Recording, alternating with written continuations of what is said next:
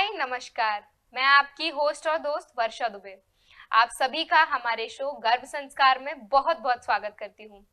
दोस्तों, गर्भ संस्कार एक ऐसा शो है जहां हम बात करते हैं एक गर्भवती महिला का जो 9 महीने का सफर होता है, उनसे जुड़ी हुई काफी सारी महत्वपूर्ण बातों के बारे में। जो बातें वो अक्सर किसी से खुलकर नहीं कर पाती, जो डाउट्स उनके मन में रहते हैं, जिनका जवाब उनको नहीं मिल पाता, हम इन सभी टॉपिक्स को कवर करते हैं और उनकी मदद करने की पूरी कोशिश करते हैं। तो दोस्तों, आज का हमारा जो एपिसोड का विषय है वो बहुत ही सेंसिटिव होने वाला है। आज के विषय की जो सच्चाई है, ना हम उसको स्वीकार कर सकते हैं और ना ही उसको नकारा जा सकता है, क्योंकि आज के हमारे इस एपिसोड में हम बात करने वाले हैं कि किस प्रकार से अल्कोहल और सिगरेट या किसी भी तरीके का एडिक्शन का सेवन करने से एक बच्चे पर क्या असर पड़ता है, किस प्रकार से वो उस बच्चे का शारीरिक और मानसिक दोनों तौर पर स्वास्थ्य को खराब करता है। तो आज इन्हीं सभी विषयों पर हमसे बात करने के लिए हमारे साथ देश के जाने माने गर्भ संस्कार कोच मौजूद हैं, डॉक्टर विष्णु माने। नमस्कार डॉक्टर। नमस्कार। आपका हमारे शो में बहुत बहुत स्वागत है। डॉक्टर, सबसे पहले तो आज का हमारा जो विषय है बहुत ही सेंसिटिव टॉपिक है, बहुत ही क्रिटिकल टॉपिक है। लोग खुलकर इस टॉपिक के बारे में बात नहीं करते। तो हम जानना चाहेंगे कि आजकल की जो हमारी लाइफस्टाइल है, बहुत सी ऐसी माएँ हैं, ऐसी लेडीज हैं जो अल्कोहल का सेवन करती हैं, सिगरेट्स का सेवन करती हैं। खैर, उनकी पर्सनल चॉइस है, उस पर हम कमेंट नहीं कर सकते। लेकिन क्या गर्भावस्था के दौरान जब वो प्रेग्नेंट हैं तब उनको ये सब सेवन करना चाहिए, या किस प्रकार से एक बच्चे पर इसका असर पड़ता है? पहली बात तो कोई भी एडिक्शन मतलब किसी भी एडिक्शन को अच्छा नहीं बताया गया है जी।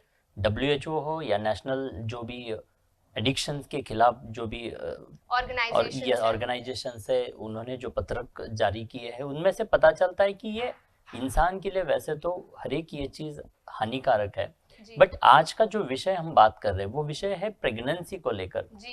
प्रेगनेंसी के पहले और प्रेगनेंसी के दौरान, तो इन दोनों में एडिक्शंस का कैसे असर होता है, क्योंकि पहले का एक दौर था, वहां पे अगर देखा जाए तो ओनली मेल्स जो है वो ज्यादातर अल्कोहल एडिक्शंस या तंबाकू या इसके रिलेटेड जो भी है वो किया करते थे, एडिक्शंस उनको रहते थे। महिलाओं में वैसे इतना मात्रा में, जिस मात्रा में आज हम एडिक्शन देख रहे हैं, जैसे आईटी इंडस्ट्री है या नॉर्मली आप अभी देख रहे हैं कि alcoholism as well as smoking, ये दोनों भी कई गुना मात्रा में महिलाओं में भी बढ़ चुका है। अभी हमारा कल्चर बदल रहा है कि विमेंस भी अभी पीछे नहीं है, हर स्त्री जो है हर क्षेत्र में आगे है। तो जाने अनजाने में अभी इस क्षेत्र में भी महिला आगे जा चुकी है। तो इस वजह से यहाँ पे प्रेगनेंसी के पहले और प्रेगनेंसी के दौरान ये बहुत इंपॉर्टेंट है। आज सबसे बड़ी समस्या हमें जो देखने के लिए मिल रही है सोसाइटी में वो है इनफर्टिलिटी की। जी, बिल्कुल। मतलब बहुत ऐसे कपल्स है, पहले तो एक एज रहता था, बहुत अर्ली एज में मैरिजेस या बेबी को जन्म दिया जाता था। अभी वैसा नहीं है, लगभग 35, 40, 45 तक कपल जो है वो बेबी को जन्म देने के लिए मतलब रेडी होते हैं। उस एज तक आज वो बढ़ चुका है। और इसी के दौरान जो अल्कोहलिज्म या स्मोकिंग है उनका भी असर इसके ऊपर हो रहा है, एंड इसकी वजह से कहीं ना कहीं इनफर्टिलिटी रेट के ऊपर भी, मतलब इनफर्टिलिटी का जो रेट है वो कई गुना बढ़ चुका है। सो जो फर्टिलिटी मेंटेन होती है, मतलब नेचर ने, कुदरत ने हमें बनाया है, तो अंदर की जो पूरी सिस्टम है उसके खिलाफ, उसके एंटी अगर हम बाहर से कुछ ऐड कर रहे तो एब्सोल्युटली उसका कुछ ना कुछ असर होने ही वाला है। तो आज यहाँ पे मैं इनफर्टिलिटी के बारे में बात करना चाहूँगा। इनफर्टिलिटी मतलब पहले नेचुरल कंसेप्शन का जो परसेंटेज था वो बहुत हाई था, और आज कंसीव करने के लिए बहुत दिक्कतें हो रही है। और ये दिक्कत में सबसे मेजर कंट्रीब्यूशन अगर किसका है तो उसमें वो contribution because of this addictions, ये इनफर्टिलिटी, मतलब there are so many components जिसमें अनेक सारे रीजंस है प्रेगनेंसी मेंटेन ना होने के लिए। तो उसमें से एक रीजन है दैट इज अल्कोहलिज्म या स्मोकिंग, सिगरेट, टोबैको। सो इससे क्या होता है कि जैसे हम मान लेते हैं आईटी का इंडस्ट्री बहुत बड़ा है या मेजॉरिटी महिलाएं प्रेगनेंसी के दौरान या प्रेगनेंसी के पहले स्मोक कर रही है, तो स्मोकिंग मतलब लंग्स किसके लिए बनाए हैं? नेचर ने, कुदरत ने हमें लंग्स दिए, किसके लिए दिए? ऑक्सीजन अंदर लेने के लिए। बट ऑक्सीजन के संग संग जब हम ये निकोटीन व सारा धुआं अंदर ले रहे हैं, तो उससे क्या हो रहा है कि हमारे ब्लड का जो ऑक्सीजन परसेंटेज है वो कई गुना घट रहा है। एंड ऑक्सीजन जब घटता है, हमारी जो सेल्स अंदर है वो सेल्स, ऑक्सीजन चाहिए उन सेल्स को, बट ऑक्सीजन की मात्रा जब कम हो जाती है तो सेल्स डेड होना शुरू हो जाता है जी। और धीरे धीरे आप देखते हैं कि जो स्मोक कर रहे हैं उनका एजिंग जो है बहुत फास्ट हो रहा है।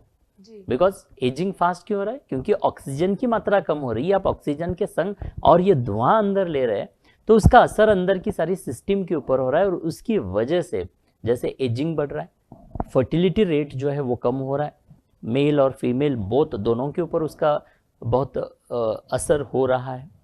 एज वेल एज, इतना ही नहीं, स्मोकिंग के लिए मैं बताना चाहूँगा कि एक्टिव स्मोकिंग किया तो ही होता है ऐसा नहीं है, बल्कि पैसिव स्मोकिंग, जैसे कि हस्बैंड वाइफ है जी, और हस्बैंड स्मोक कर रहे हैं और वाइफ पैसिवली मतलब वो धुआं अंदर ले रही है, तो उसका भी असर हो रहा है।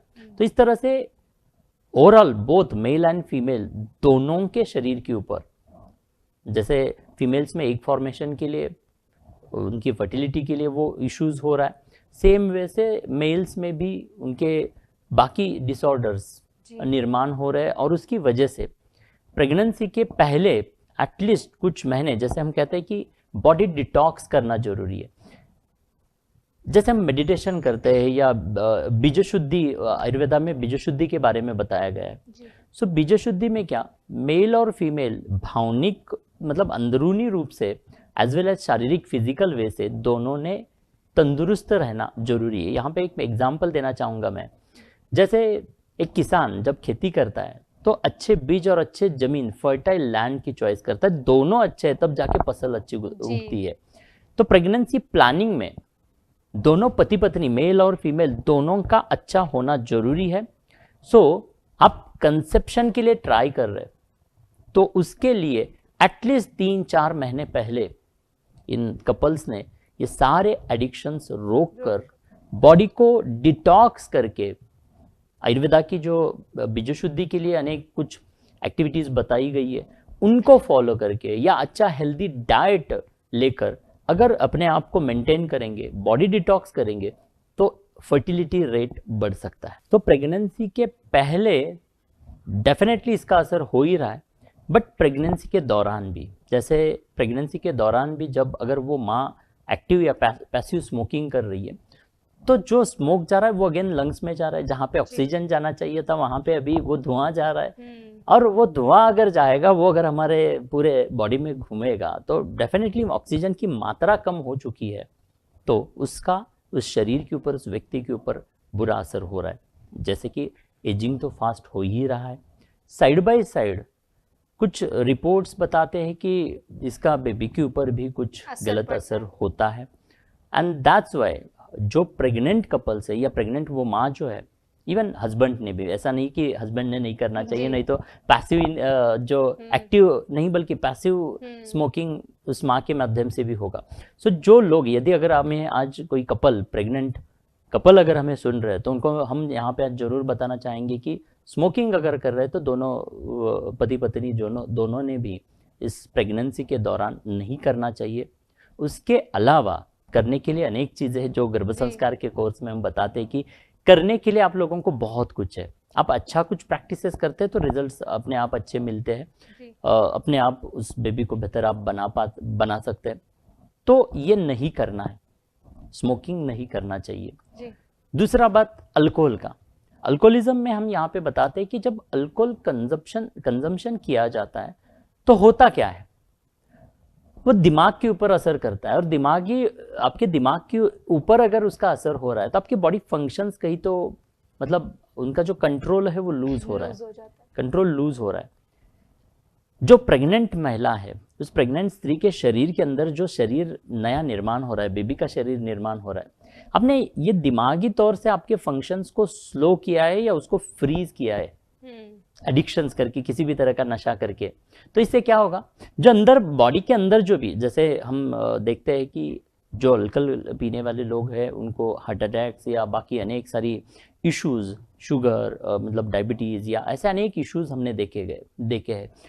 सो इसका मतलब क्या है, जब हम ये अल्कोहल ले रहे हैं, कोई भी व्यक्ति वो उसे कंज्यूम कर रहा है, तो दिमागी तौर पे उनका जो फंक्शंस है वो कहीं तो रोक दिए जा रहे हैं, और वो रुकने की वजह से डेफिनेटली अंदर की जो प्रोसेसिंग हो रही है, इंटरनल बॉडी का पूरा जो प्रोसेसिंग अंदर चल रहा है उसके ऊपर भी कहीं तो रोक लग रही है, तो वो फास्ट नहीं हो रहा है। यहाँ पे देखा गया है कि कई बार मतलब अल्कोहलिज्म या इवन स्मोकिंग से भी बेबी के ग्रोथ में कुछ दिक्कतें निर्माण होती है, ऐसे भी देखा गया है। साथ ही साथ इन दोनों की वजह से, मतलब स्मोकिंग की वजह से प्रीमैच्योर डिलीवरी या मिसकैरेजेस, अल्कोहल की वजह से भी मिसकैरेजेस, प्रीमैच्योर डिलीवरी, जैसे कि हम देखते हैं कोई जो नशे में है उसको अगर कुछ मतलब लग भी गया है, उसको अगर कुछ हो गया है, थोड़ा सा यहाँ पे कट गया है, तो उसको उतना दर्द नहीं हो रहा है। मतलब क्या हो रहा है, वो सेंसेशंस हमारे कम हो रहे हैं। सो सेंसरी ऑर्गन्स भी हमारे काम नहीं कर रहे। और प्रेगनेंसी के दौरान जो महिला प्रेग्नेंट है, बेबी को कैरी कर रही है, उनको उस अंदर के बेबी के लिए अपने सेंसेस को अच्छा रखना जरूरी है।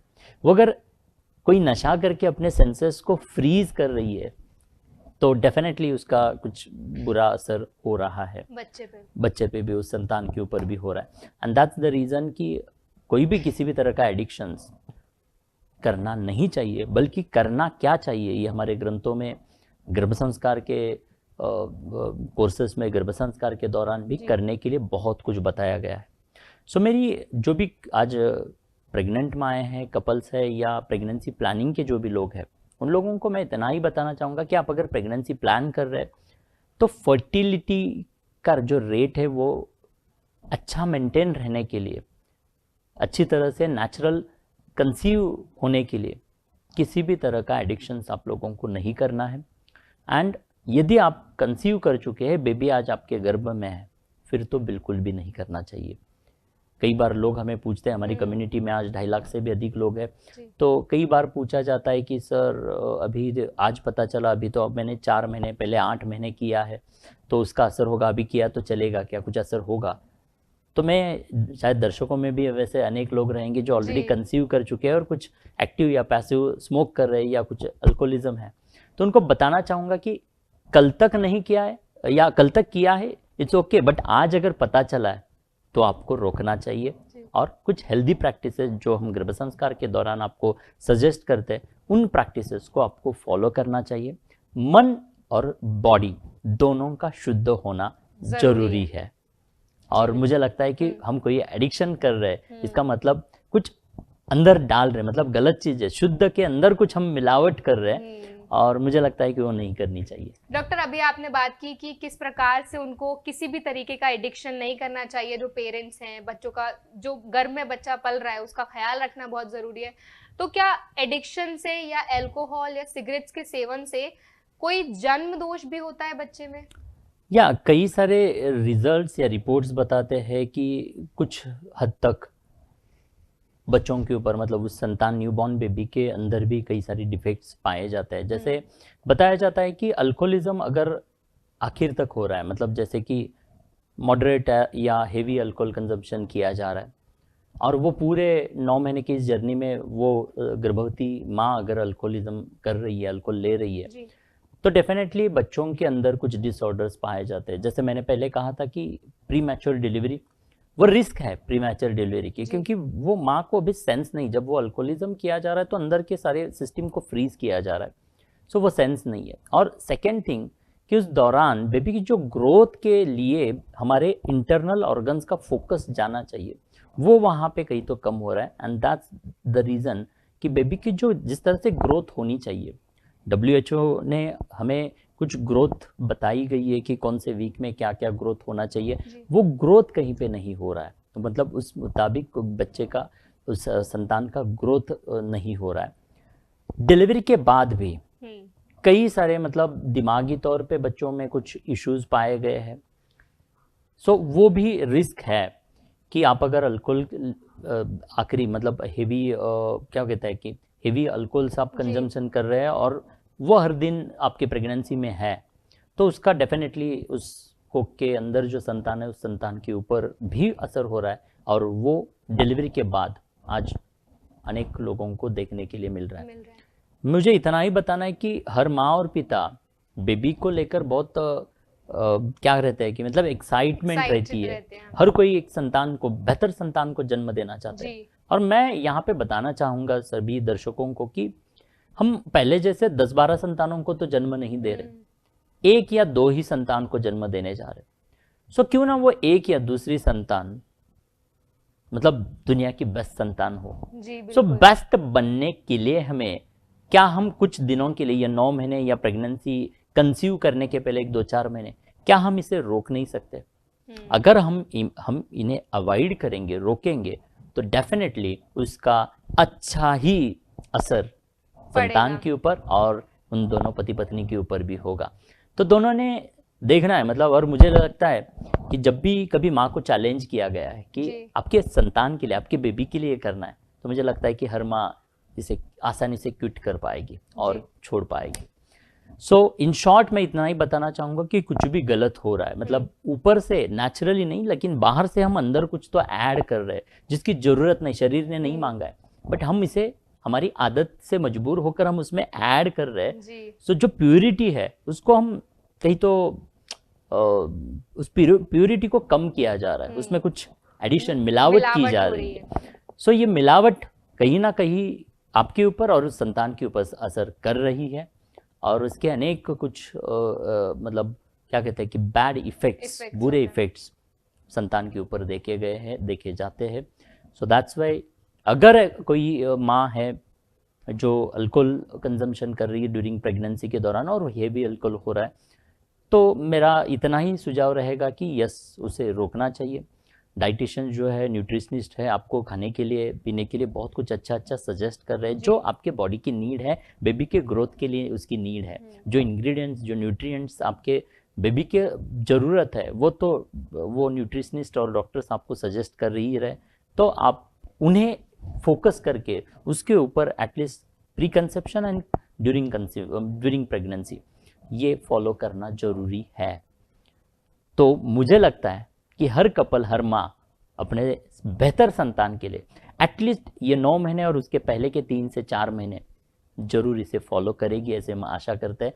तो आज का जो ये एपिसोड है, जो टॉपिक आपने चुना है, इस टॉपिक की वजह से जितने भी हमारे दर्शक हैं उनमें से कुछ हद तक दर्शकों में अगर ये परिवर्तन आया ना, तो हम समझेंगे कि यस, आपका ये जो सफल हुआ इस पे चर्चा करना। बिल्कुल डॉक्टर, आपका जो गर्भ संस्कार चैलेंज है, क्या वो चैलेंज लेकर पेरेंट्स इस तरफ जा सकते हैं कि पॉजिटिवली एक सकारात्मक माहौल बना सकते हैं और ये जो इनकी एडिक्शंस हैं उनसे छुटकारा पा सकते हैं? यस, जरूर पा सकते हैं। पहले बात तो मैं करना चाहूँगा कि अगर एडिक्शंस है, छोड़ने का प्रयास शायद लोग करते हैं, नहीं छूट रहा है, तो उसके लिए जो काउंसलर्स हैं उनकी मदद लेनी जरूरी है। और जैसे कि गर्भ संस्कार चैलेंज जो हम देते हैं उसके अंदर भी कई सारे टेक्निक्स, टूल्स हमने यहाँ पे बताए गए हैं कि कैसे आप किसी एक अंदर के इमोशंस को कंट्रोल कर सकते हैं। जैसे कि हम कुछ ट्रांस दे रहे हैं, ट्रांस के दौरान भी आपके मन में जो एडिक्शन, जो लत है, उसके खिलाफ कुछ सजेशंस हमने दिए हैं ताकि अंदर से वो मन ही ना हो कि मुझे ये करना है। सो वो अगर करते हैं तो डेफिनेटली उसका अच्छा असर होगा।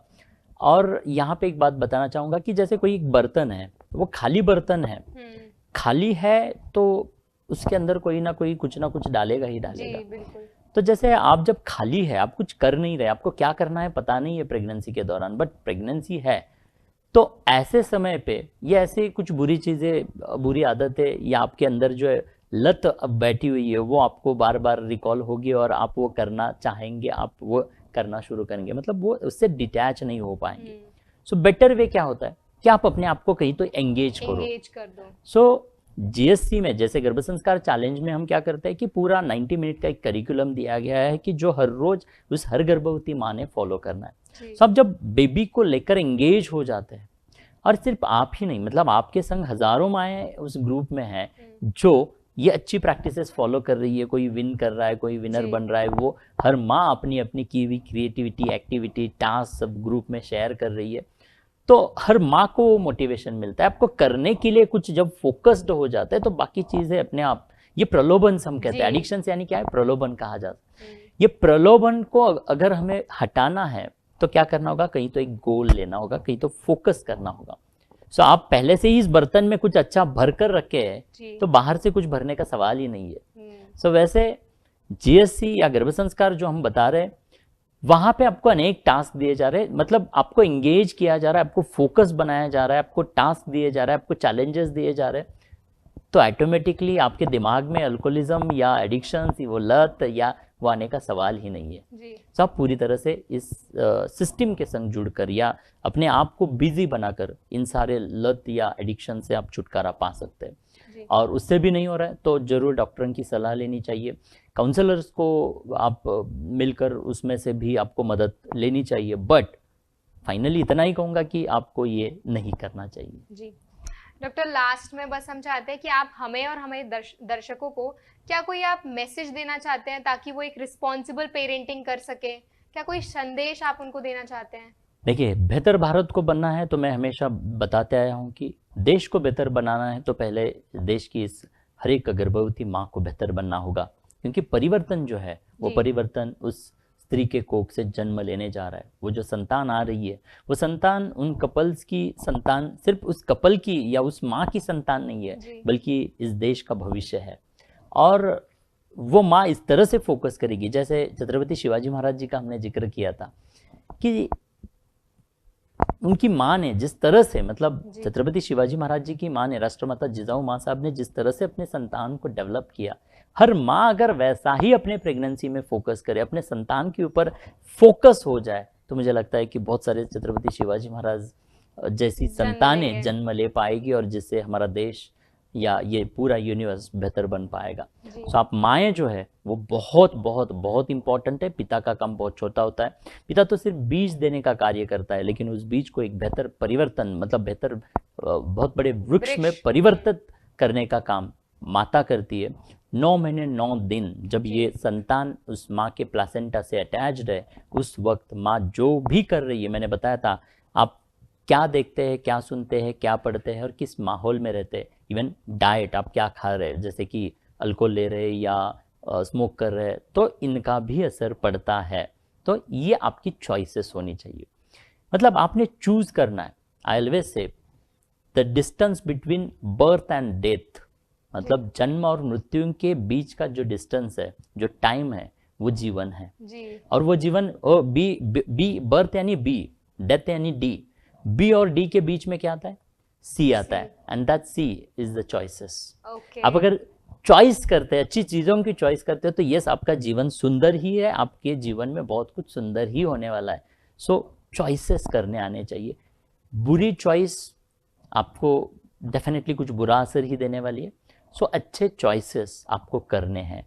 सो जैसे मैंने अभी शॉर्टली बताया था, आप क्या खाते हैं, क्या पीते हैं, क्या सुनते हैं, क्या देखते हैं, किस माहौल में रहते हैं, इवन क्या पढ़ते हैं, ये 5 चीज़ें प्रेगनेंसी के दौरान या ओवरऑल लाइफ को बेहतर बनाने की इन 5 चीज़ों की चॉइस करनी आनी चाहिए। सो यू हैव चॉइसेस, आपके पास में दोनों चॉइस है, अच्छा या बुरा। So if you choose good things, definitely you are going to be good as well as you are going to develop something good. जी बिल्कुल। Yes, thank you. So doctor, आज आपने हमें और हमारे दर्शकों को इतने डिटेल में समझाया कि कोई भी तरीके के एडिक्शन या अल्कोहल, सिगरेट्स का सेवन करने से बच्चे पर क्या असर पड़ता है और कैसे वो एक रिस्पॉन्सिबल पेरेंटिंग कर सकते हैं। उसके लिए आपका बहुत बहुत धन्यवाद। धन्यवाद दोस्तों, हम आशा करते हैं कि हमारा आज का एपिसोड आपको बेहद पसंद आया हो। हमारे आज के एपिसोड में बस इतना ही। हम आपको फिर मिलेंगे हमारे अगले एपिसोड में, जहां हम जानेंगे गर्भावस्था से जुड़ी हुई और भी कई सारी महत्वपूर्ण बातों के बारे में। तब तक के लिए अपना ख्याल रखिए, स्वस्थ रहिए और हमसे जुड़े रहिए बीवीजी टीवी पर। धन्यवाद।